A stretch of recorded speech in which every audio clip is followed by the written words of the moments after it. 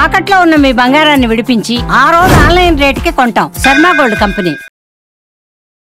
నమస్కారం, welcome to Suman TV. నేను గీతాంజలి. ప్రస్తుతం మనతో పాటు ప్రముఖ జ్యోతిష్యులు బ్రహ్మశ్రీ నందిభట్ల శ్రీహరి శర్మ గురువు గారు ఉన్నారు. వారితో మాట్లాడదాం. గురుగారు నమస్కారం అండి.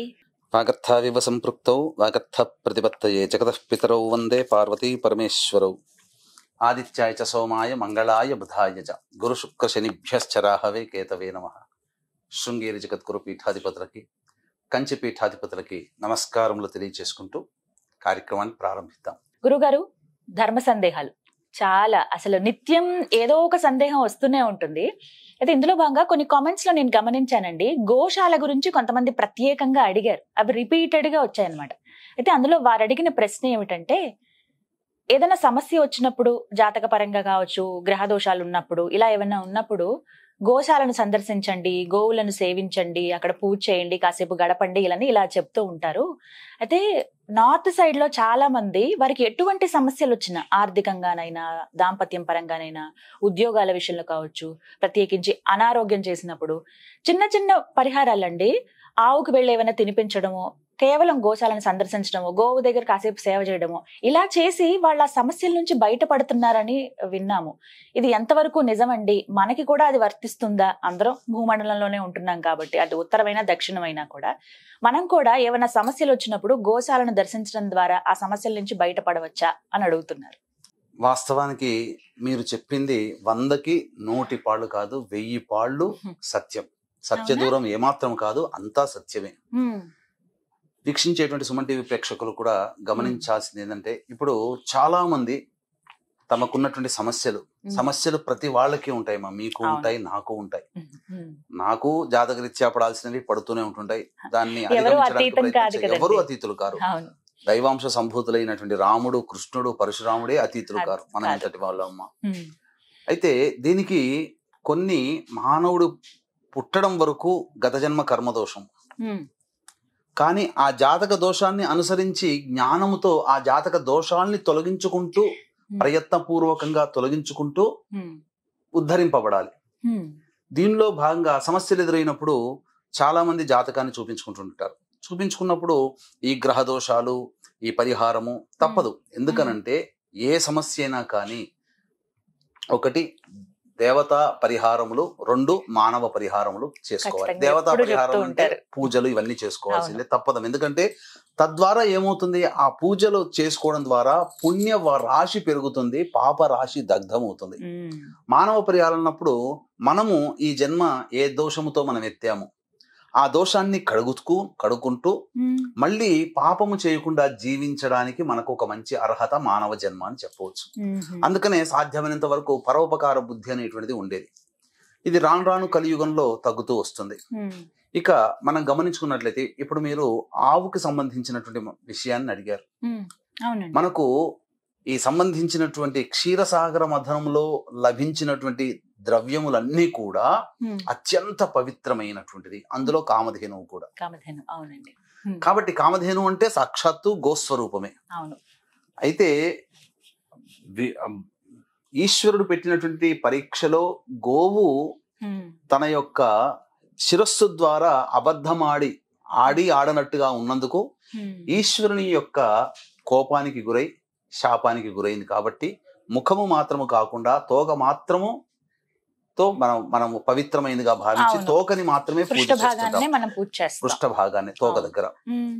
ఎందుకు ఆ విధంగా అక్కడి నుంచి బయటపడేటువంటి గోమయము కూడా అత్యంత పవిత్రమైనదిగా, విభూతిగా ఎంతో మంది ఇప్పటికీ కూడా బ్రాహ్మణులు ధరిస్తుంటారు. ఆవు పిడికలతో హోమాలు కూడా చేస్తుంటారు. అత్యంత పవిత్రమైనటువంటిది. ఒక రకంగా గోవు చాలా సుగుణాలు కలిగినటువంటిది. 33 కోట్ల దేవతలు ఆ గోమాతలో ఉన్నారు. కాబట్టి మార్వాడి వాళ్ళు మీరు చూశారనుకోండి, ఎక్కువగా పరిహారాలంటూ మన వైపు వచ్చేసరికి కర్మభూమి కాబట్టి జపాలు, హోమాలు అవి. నార్త్ సైడ్ వారికి సంబంధించి పుట్టుకతోనే మోక్షాన్ని పొందేటువంటి వ్యక్తులది ఆ యొక్క దేశం. కాబట్టి ఆ నార్త్ సైడ్ వాళ్ళందరూ కూడా చిట్టి తంత్రాలు పాటిస్తుంటుంటారు. అంటే ఎవరికైనా సేవ్ చేయడము, సర్వ్ చేయడము, పిల్లలకి, వృద్ధులకి, లేకపోతే ఏదైనా ధాన్యాలు నానబెట్టి తినిపించడం. ఎక్కువ ఖర్చు కాదమ్మా. ఎక్కువగా డబ్బులు పెట్టుకొని ఖర్చు చేయమని ఎక్కడా చెప్పబడలేదు. ఉన్న వాళ్ళకి ఉన్న రకంగా. ఇప్పుడు జబ్బు చేసింది, జ్వరం వచ్చింది, డబ్బున్నవాడు ఐసీయూలో జాయిన్ అయిపోతాడు, అంతే కేర్ కదండి. తీసుకుంటాడు. ఉమ్. లేనివాడు డోలో టాబ్లెట్ వేసుకొని ఇంట్లో పడుకుంటాడు. ఉన్నంతలో. లేకపోతే లంకణం అంటే ఏమీ తినకుండా నిరాహారంగా శరీరాన్ని అలా కాపాడుకుంటాడు. అంతే ఉన్నవాడికి లేనివాడికి. కాకపోతే రోజుల తేడాలో రికవరీ అవుతారు, అంతే తేడా. అంతే. ఇక్కడ మనం గమనించాల్సినటువంటి అంశం ఏంటంటే అనేక రకాలైనటువంటి దోషాలకి జపతర్పణ హోమాది కార్యక్రమాలు చేయించుకునే వాళ్ళు ఉన్నారు. ఉమ్. చేసుకోలేని వాళ్ళు కూడాను చిన్న చిన్న తంత్ర పరిహారాలు పాటించుకుంటే ఉమ్. చాలా మంచిదమ్మా. చెప్పండి గురువు గారు అది మరి అలాంటివి అంటే నవగ్రహ ఇప్పుడు మనకు సాధారణంగా ఈ సంబంధించినటువంటి గోపూజ చేసేటప్పుడు గోపూజ చాలా గొప్పది. యజ్ఞ యాగాది క్రతువులు చేసేటప్పుడు దేవతల పూజ కంటే ఆ యజ్ఞాన్ని ప్రారంభించడానికంటే ముందుగా గోపూజ చేసి సకల దేవతల్ని తృప్తిపరిచి అప్పుడు యజ్ఞ యాగాది క్రతుల్ని ప్రారంభిస్తారు. ఈనాటికి అనేక గొప్ప పీఠాలలో చతురామ్నాయ పీఠాలలో గోపూజ చేస్తేనే తర్వాత వాళ్ళ దినచర్య ప్రారంభమవుతుంది. అవునండి, నేను కూడా చూసాను. ముందు ఖచ్చితంగా గోవు లోపలికి అడుగు పెట్టి ఫస్ట్ గోవే దర్శనం చేసుకుంటుంది కొన్ని క్షేత్రాలలో. మన గృహ ప్రవేశంలో కూడా అంతే బ్రాహ్మణుడు కన్నా ఇంటి యజమాని కన్నా ముందు గోవుని పంపిస్తారు. దూడతో ఉన్నటువంటి పెయ్యతో ఉన్నటువంటి దూడను పంపించి అదంతా కూడాను పవిత్రత. అందుకనే మీకు చూశారనుకోండి, పుణ్యము రాశి పెరుగుతున్నటువంటి వ్యక్తి యొక్క స్థితి ఎలా ఉంటుందనంటే, అనుకోకుండా అతిథులు వస్తే మనం అతిథి అభ్యాగత సేవ చేయాలి కదా, అనుకోకుండా పవిత్రమైనటువంటి గోవు గనక మన ఇంటి ముందర మిట్ట మధ్యాహ్నం వస్తే ఉన్నది నిలుచున్నది అనంటే ఉత్త చేతులతో గోవుని పంపించకూడదు. ఎంతో పుణ్యాన్ని ప్రసాదించడానికి ఆ దేవత స్వరూపము గో రూపంలో నీ ఇంటి ముందు వచ్చినట్టు లెక్క. అంతేకాకుండా ఈ రాడున గోమూత్ర సేవన సకల దివ్యౌషధము. మీరు గమనించుకున్నట్లయితే ఒక గోమూత్రములో 1 సంవత్సరం పాటు గోమూత్రాన్ని సేవించినటువంటి వ్యక్తి యొక్క దేహంలో ఉన్నటువంటి సకల రోగములు బాధ నివారణ అవుతాయమ్మా. గోమూత్రములో బంగారం కలిసి ఉంటుంది. ఈ విషయం ఎవరికైనా తెలుసా? గోమూత్రంలో గనక చూస్తే చాలా తక్కువ శాతంలో బంగారం ఉంటుంది, హిరణ్య రూపం. నాకు తెలిసి నా బంధువుల్లో ఒక అబ్బాయికి చర్మ వ్యాధి వచ్చిందమ్మా. ఒళ్ళంతా దద్దుర్లు. ఎన్ని డాక్టర్లు చూపించినా అసలు ఈ అల్లోపతి కానీ ఆయుర్వేదంలో కానీ ఏది కానీ అతనికి నివారణ జరగలేదు.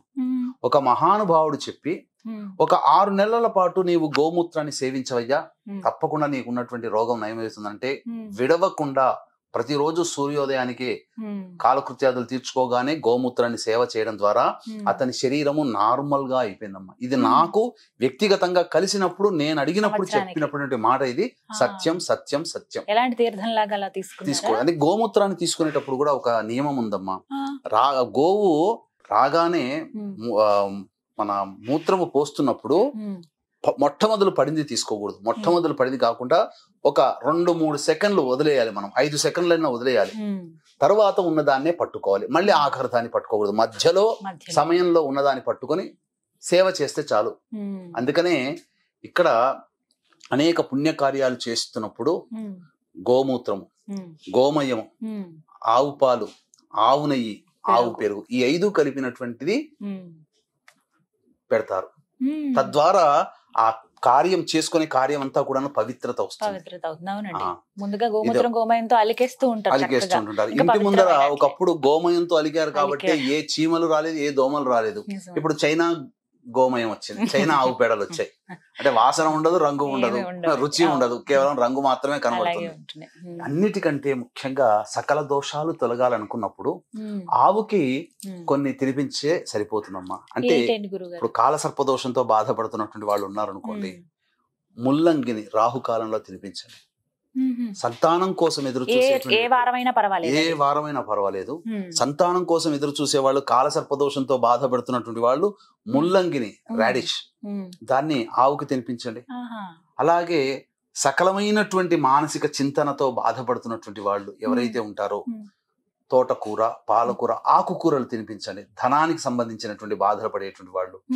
అలాగే ఇప్పుడు జాతకాన్ని చూసినప్పుడు, ఇప్పుడు మీకు దశ బాగోలేదండి, శని మహాదశ, ఏల్నాడు శని నడుస్తుంది, శని మహాదశ బాగోలేదు, లేకపోతే ఇతరత్ర ఏవైనా కానీ గ్రహాలు బాగలేవన్నప్పుడు ఆ గ్రహాల యొక్క ధాన్యాన్ని డైరెక్ట్ గా చాలా మంది పోయి ఇస్తర్లో పెడితే తింటుంటారు, విస్తరాకుల్లో. ఆ, అలా పెట్టకూడదు. ఆ, ఏ రోజైతే పెట్టుకోమని శాస్త్రజ్ఞులు చెప్పారో జ్యోతిష పండితులు, దానికన్నా ముందు రోజు రాత్రిపూట ఒక చక్కటి మంచి నీటిలో ఆ ధాన్యాన్ని వేసి, ఉదాహరణకి కుజుడు బాగోలేదు, కుజదోషం ఉందన్నారు, కందులు కందులు చెప్తారు నీటిలో వేసి, అంటే ఆ నీటిలో బెల్లం వేసి బెల్లాన్ని కరిగించేయాలి కొద్దిగా, కొంచెం కొద్ది తీపి రావడానికి. అందులో కందులని నానబెట్టి తెల్లవారి కుజహోరలో, మంగళవారం రోజున కుజహోరలో తినిపిస్తే గనక కుజదోషము సంప్రాప్తం. కందులని నానబెట్టి, ఆ బెల్లం నీటిలో కందులు నానబెట్టి తెల్లవారి ఆ కందుల్ని ఆవుకి తినిపిస్తే కుజదోష పరిహారం. ఈ విధంగా ఒక 7 మంగళవారాలు చేయడం. రాహుకాలాలు ఉన్నాయనుకోండి, 18 రోజుల పాటు రాహుకాలంలో గనక చేసినా సరిపోతుంది. అన్నిటికంటే మించి జ్ఞానముతో సంబంధంగా ఉన్నటువంటి వాళ్ళని, జంతువుల్ని వధించడం ద్వారా, గోవుని వధించిన, బ్రాహ్మణుని వధించిన. ఇక్కడ బ్రాహ్మణుడు అనంటే చాలా అర్థాలు ఉంటాయి. బ్రాహ్మణుడు అంటే జన్మతః పుట్టుకతో ఉన్నటువంటి బ్రాహ్మణుడు. ఏ కులస్తులలోనైనా పుట్టినప్పటికీ జ్ఞానాన్ని పొందిన వాళ్ళు ఉంటారు. ఇప్పుడు మతంగ మహర్షి, జాబాలి మహర్షి, కణాద మహర్షి, వీళ్ళందరూ పుట్టుకతో బ్రాహ్మణులు కారే. కాబట్టి వాళ్ళు జ్ఞానం చేత వాళ్ళు బ్రాహ్మణులు అయ్యారు.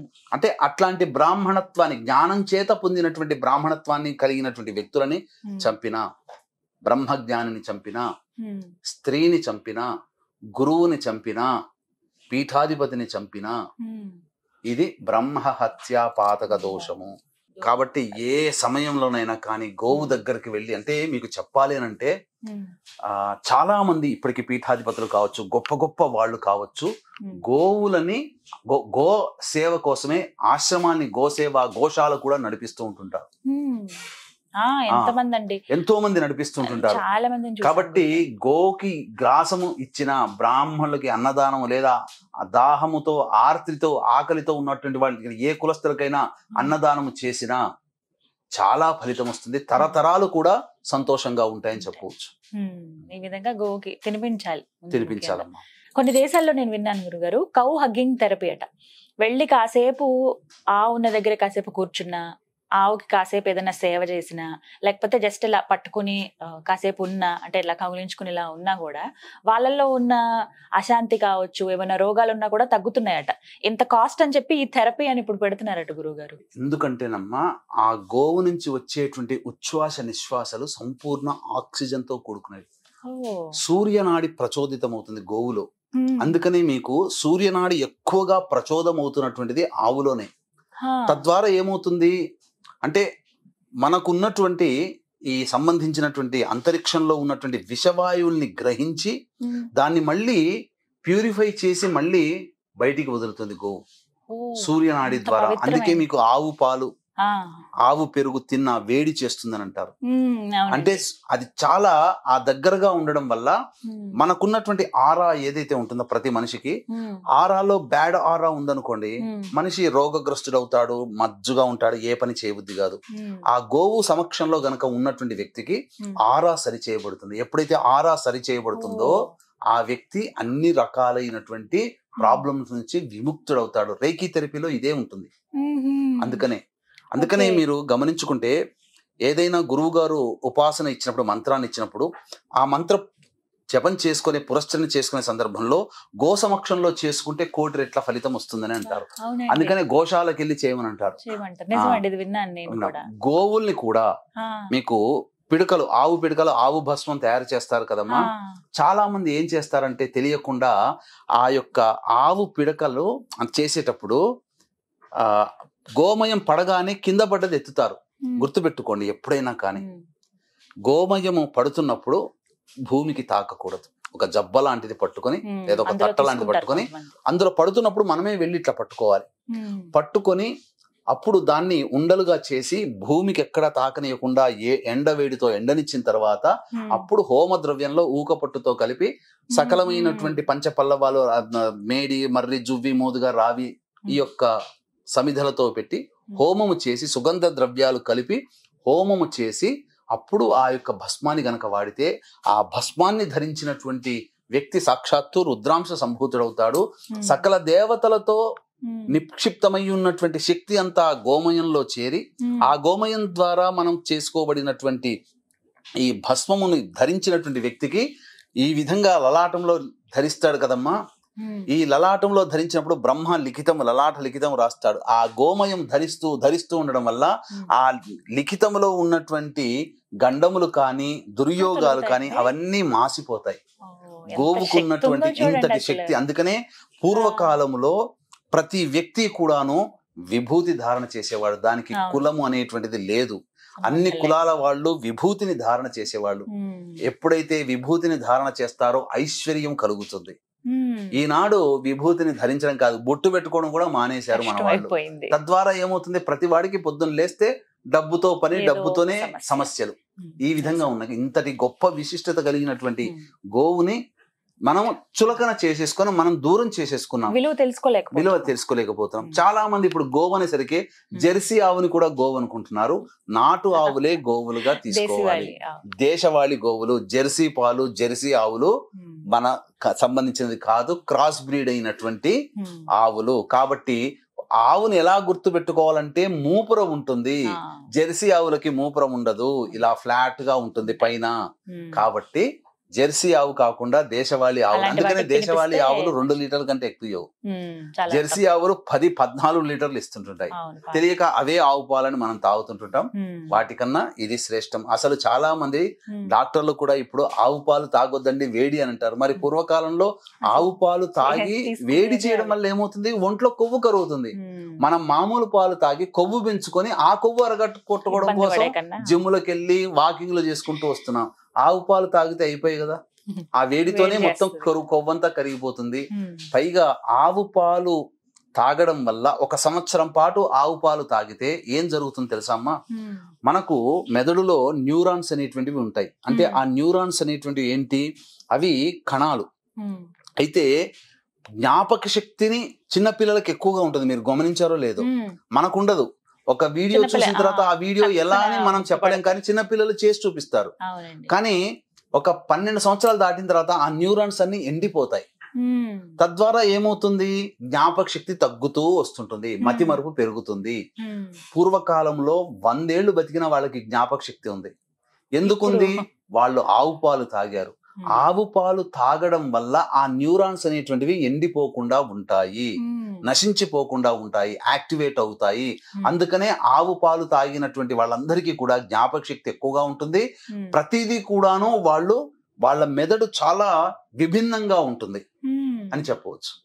ఇన్ని లాభాలు ఉన్నాయి ఆవు పాలు తాగితే. ఆవుని కొలవటం వల్ల, పూజించడం వల్ల ఎన్ని లాభాలు ఉన్నాయి. చాలా పుంగనూరు చాలా చిన్న ఆవులు ముద్దుగా ఉండే ఇంట్లో చంటి పిల్లలు పెంచుకుంటున్నారు. అంటే వాటికి ఎక్కువగా ఏదో సంబంధించినటువంటి హార్మోన్స్ తేడా చేసి అంటున్నారు. అది ఎంతవరకు వాస్తవం మనకు తెలియదు. కానీ ఆ ఇంట్లో ఆ చిన్న ఆవు ఇంట్లో తిరుగుతున్నా ఆనందమే కదా. అలా పెంచుకుంటున్నారు ఇంట్లో. మరి ఇంట్లో చాలా మంది ఇళ్లలో పిల్లలు ఎంతో ముద్దుగా పెంచుకుంటుంటారు. ముద్దుగా ఉంటాయి అవి ఇల్లంతా తిరుగుతూ ఉంటే. వాటి తల్లి కూడా అంతే ఉంటుంది, ఇంకా చిన్నగా ఉంటాయి. మొత్తానికి తెలిసింది ఇవాళ చాలా ప్రత్యేకమైన విషయం. అన్ని సమస్యలకు మనం ఎక్కడెక్కడికో తిరుగుతూ ఉంటాం, మన దగ్గరలో ఉన్న గోశాలకు వెళ్తేనే వాటికి చక్కటి ఫలితం ఉందని.